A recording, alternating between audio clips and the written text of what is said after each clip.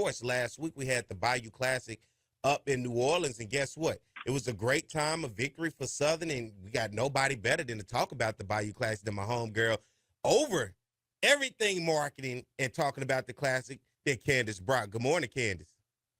Good morning. How are you doing this morning, Doing Perry? good. How about yourself?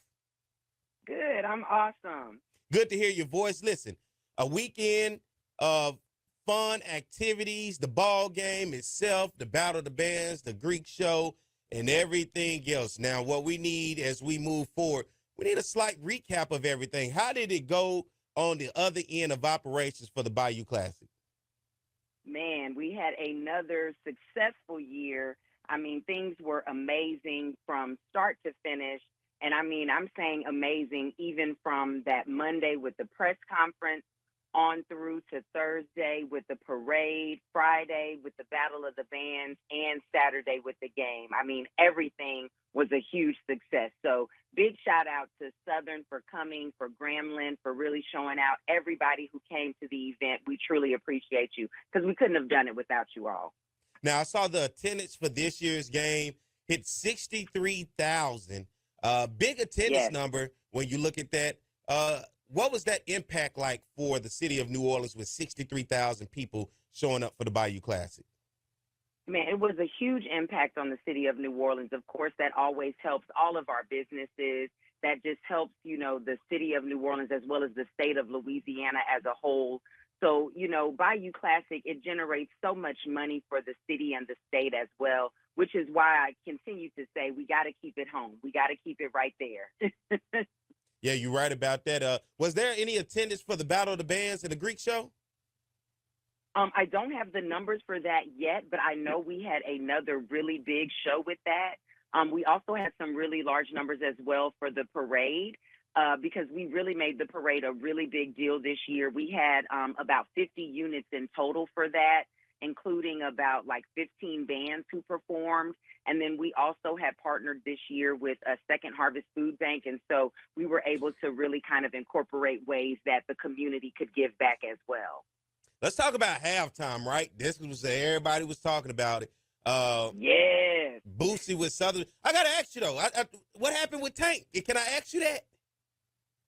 I mean, I'm not quite sure exactly what happened with Yeah. Tank. He was there and scheduled to perform. I think just some things got crossed up with the timeline of things, Okay. which kind of impacted that for them. But he did meet with the band and, had all intentions of really just showing out for them. Yeah, so Well, I'm I going to did tell you who appreciate did that show they out. played his songs. I'm going to tell you who did show out. That was that Boosie, man. Listen, and he set that Superdome up, and everybody on TV who was watching on television and in there, listen, that was one hell of a performance. Whoa, when I say Boosie came in, showed up, and showed out, like from start to finish. I mean, his energy is already infectious. So once he just partnered with the band, woo, yeah, he was ready. He was ready. Let me ask you this. I didn't get a chance personally moving and grooving around. I didn't get a chance to make it over to FanFest, but I know people did get a chance to go see Rick Ross. Update us on how FanFest went. FanFest was a huge success. Even Rick Ross actually called after just to state how much he truly enjoyed, being a part of this type of HBCU event. So that was really great to hear that. Not only that, who else showed out? Webby. Webby came and really brought the noise. You hear me? So yeah, that was an unexpected, he really showed up and showed out as well. So Webby did really good. The audience was really also excited about seeing Subtweet Sean and Teasy. So yeah, they really had a lot of variety with the acts. And so, I mean, FanFest always pulls in huge numbers. I don't know if you got a chance to just even look at some of the photos from FanFest on the Instagram, but I mean, it is packed out there because so many come out for the entertainment, but then we have so much else, other things out there, including the Health Zone was out there and then other booths and prizes that people could get. So FanFest is already huge. And then when you bring all of that emotion and excitement into the game, it's a good time. Yeah, listen, I was going back and forth from the field up to the top. I had called the game with my man Mark Gray on Sirius XM Radio. And then I was going down on the field, checking again some, watching the game and doing everything else. So as I was going up on the elevator just randomly and opened on one of the floors, guess who I see? Master P standing right there in front of me, grinning from ear to ear, what? man. Yeah, that's what I said. I said the same thing. What? And I'm yelling out, "What's up, Percy?" That Percy Miller. That's my guy. Yeah. But nonetheless, there were a lot of celebrities in the building, a lot of people that were out and about. And let me tell you something, Candice. Them folks on that sideline, listen, they was overworking their jobs, listen, trying to clear that sideline. Look, I don't know what y'all told them before the game to say, hey, look at these paddlers. They was doing their jobs. What you laughing about? Because people just, they just want to be in the mix. And so we know everybody wants to get as close as they can to the excitement. But we got to give a team some space. You think this funny? It wasn't funny because, look, I'm going to tell you, I felt harassed for a minute, but I knew they was doing their job, right? And they was clearing the sideline. I felt harassed, though. It was like two ladies came. They was on it like that. I'm talking about, dang, do I owe y'all money or something? Two of them walked up on me and was like, hey, they looked at it. They was going back and forth with me. And then I was like, I'm good. Then somebody else came through and cleared. They say he's good. 3 minutes later, here's a guy coming up on me. Hey, he on me. He goes on. About 5 minutes later, another guy and a woman walk. I said, "God, are y'all not communicating back there? Because at this point, I just feel like y'all just don't want to see me be great. They don't want to see me be great." No, we will never hesitate your greatness. Never. I said next year I got to find a way. I need an all act so they won't mess with me no more. Because listen, oh man, they was trying to get me up out of there. But you know what? That's doing your job because you're right. People will linger. People will hang out. And you're looking around, and then they got it clear because I went to the Saints and the Rams game the next day. Nobody was on that sideline. See? So I understand they were doing their job. What do you guys learn from this year's Bayou Classic in the internal operations side? Well, when we had our meeting, just to kind of debrief and really talk about all of the things that went well and ways that we can improve for next year. And of course, every year our goal is just to make it bigger and better. And so that's for sure going to be our plan going in next year. We love the incorporation of the Greek show with the Battle of the Bands. So we're definitely going to keep that in play. We also really love the high school Battle of the Bands piece that we've incorporated. So we want to expand that even more as well. So that's certainly something that you can look forward to for next year. And then, of course, with working with the bands to help make sure that both bands have a successful halftime show, we want to really work with them on that as well. So can I our goal is something? always just to make things bigger and better. Can I suggest something? What's your suggestion?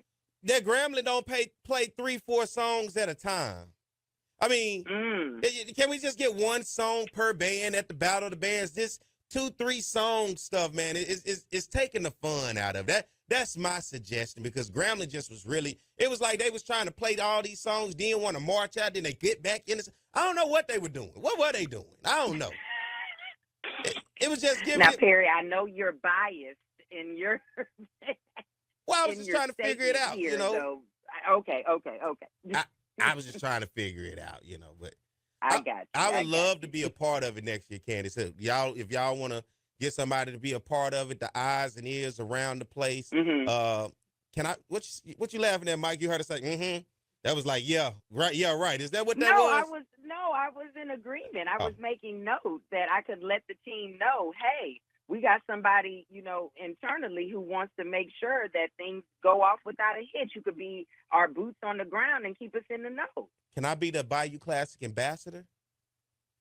Now, see, I feel like you're coming for my role because I was ready, to upgrade to ambassador. Well, can it be Mr. and Mr. and Miss Bayou Classic? Okay, we'll do. I got you. I see what you're saying. We can share it. Yeah, like it's that. like Mr. and Miss Bayou Classic. So when we step up, it's like you gonna do the thing, I'm gonna do the thing, we gonna do the thing. All right. I got you. Okay, I like that. Sounds better. Okay, yeah, my bad. I can get with that. I wasn't stepping on your toes, Kansas. I apologize. I wasn't trying to come for your job. Okay, I apologize. But I like what I do, Perry. I want to do it again. I like what you do too. I want to be a part of. Listen. I tell you how important this game is to me. It is my favorite event that I look for every year, and it's a lot of places and things I go do, but there's nothing like that Bayou Classic and just the camaraderie of families, friends, and two schools coming together for a great time with the entire nation watching it. I'm gonna tell the people right now, we're gonna have the 52nd Bayou Classic, right?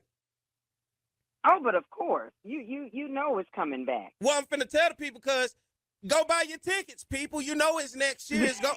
Don't wait till the week of and then you're talking about, I didn't know they was gonna have. It's already in planning stages. The Bayou Class is gonna be next year. Go get your hotels now. When do you guys, or can I get tickets now for next year? Tickets aren't on sale yet for next year, but like you said, you might as well mark your calendar for it because you know it's coming. I mean, the date is simple. It's the Saturday after Thanksgiving. Like, you know it. So you might as well block the dates out on your calendar. Go ahead and start seeing where you want to stay if you need a hotel. Because I feel like we told the people before not to wait till the last minute. And a lot of them still did and tried to reach out to you for the hookup. I ain't got nothing for them. But next year, if I miss the Bayou Classic, along with Miss Bayou Classic, we may do some ticket giveaways. We may show up. We may do some stuff. See, I'm already planning ahead, Candice, for next year. I like that. I like how you already got the wheels turning of how we can make it work. Mr. and Mrs. Bayou Classic. Let's do it. I'm already for it.